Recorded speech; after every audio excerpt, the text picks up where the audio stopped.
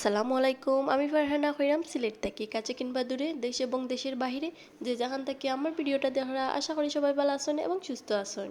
আমরা আল্লাহর মতে আলহামদুলিল্লাহ ভালো আছি। সকালকে ঘুম থেকে উঠছি তানিশার স্কুলে নেওয়ার লাগি, তো ঘুম থেকে উঠিয়া দেখি আমি জানালাম মুখা যে বৃষ্টি হর, তো এর কারণে কিন্তু আর তানিশারেও তুললাম না। দেখা যায় যে ছাতি দিয়া গেলেও না শরীরটা ভিজি যায়, আর ওরে থইয়া তো আমি আবার আইতাম, তো এর কারণে কিন্তু আর যাওয়াটা হইছে না। আবার ঘুমাই গেছিলাম, তানিশারে আর ডাক দিছি না। তো ফাইনালি এই যে ঘুম থেকে উঠছি প্রায় বাজে যাব হয়তো 11টা। তো ওই সময় ঘুম থেকে উঠছি, উঠিয়া কিন্তু আমি তানিশা আর ইনিয়ারে খাওয়াইলছি, তার সাথে কিন্তু বিছনা ঝাড়ু আর গড়টা হরিলছি, কারণ আমি উঠার পরে যেটা কি সম্ভব চেষ্টা করি যে আগে বিছনাটা ঝাড়ু দেওয়ার, তারপরে গড়টা ঝাড়ু দেওয়ার। তো ওই দুইটা কাম আমার মনে হয় যে ঘুম থেকে উঠার পরে বেশি আর কি গুরুত্বপূর্ণ। তো বাকি কাম কিন্তু আস্তে আস্তে সবগুলা করা যায়।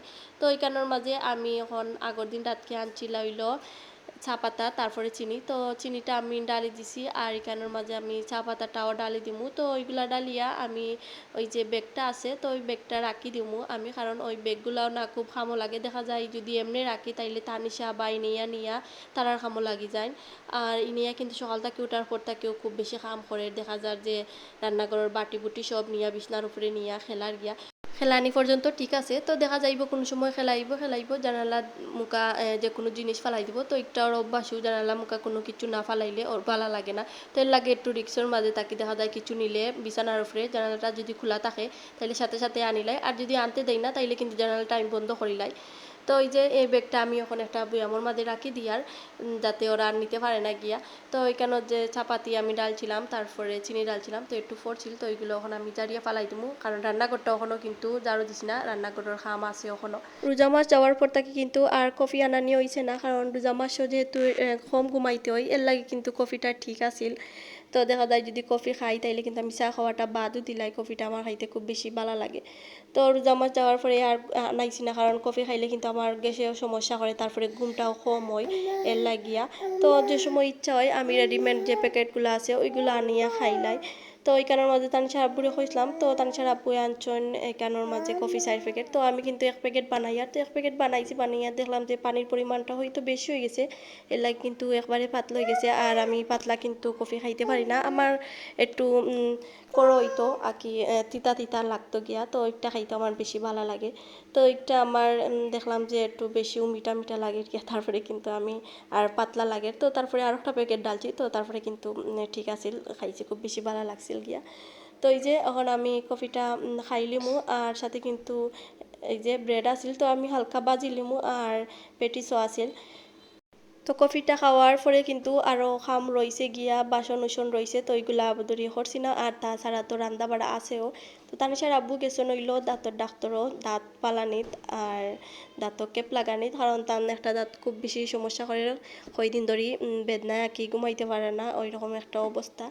তো ফাইনালি আর কি দাঁতর একবারে পুরাটা দাঁত পড়ে গেছে, শুধুমাত্র গুঁড়াটা রয়েছে, এর লাগে কিন্তু বেশি ব্যথা করে গিয়া, তো এর লাগে ফালানিত গেছেন। আর একটা দাঁত আর কি গড়তে হয়েছে, তো ওই দাঁতটা কি গোড়াত খরাত গেছেন, তো কেপ লাগাইয়া দিব।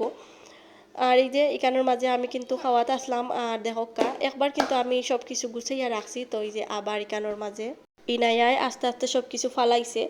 তো তারপরে কিন্তু আমি আবার সব কিছু রাখি ওই যে ওরে আনিয়ে এখানোর মাঝে বুয়াইছি, আর ওর সাথে গপ করি, আর তো কিন্তু মাসাল্লাহ এখন কথার সাথে কিন্তু উত্তর দিব, তারপরে ডাকবো। তো সব কিছু পারে, যেহেতু বয়স ওর ওর এর লাগিয়া।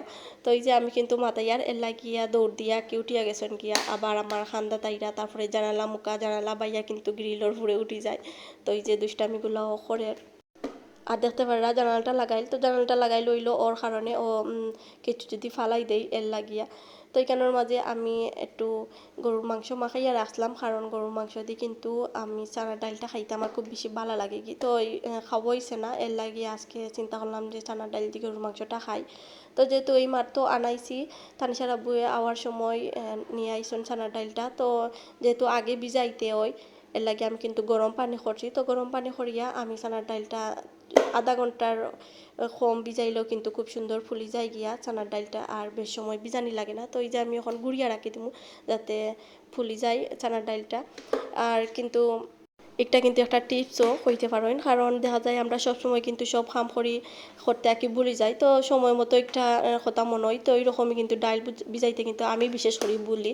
তারপরে এই যে রোজা মাসে ইয়ারলে চানা ভিজাইতে ভুলে যাই। তো আমি কিন্তু রোজা মাসেও এই টিপসটা ফলো করি। আর তানসার আব্বু যেহেতু দাঁত ফালাই আইসন তো খাইতে পারতা না শক্ত কিছু, আজকে একটু নরম কিছু খাইতে হইব। তেল লাগে খিচুড়িটা আমি রাঁধিলছি আর একবারে নর্মাল করিয়া আমি খিচুড়িটা রাঁধিছি। তার সাথে ওই যে বাসনগুলা ধুইলে কিন্তু আমার পুরা কাম শেষ। তো আমি রাঁধি আর দেখতে পাররা ইনি একই রকম খান দেয়।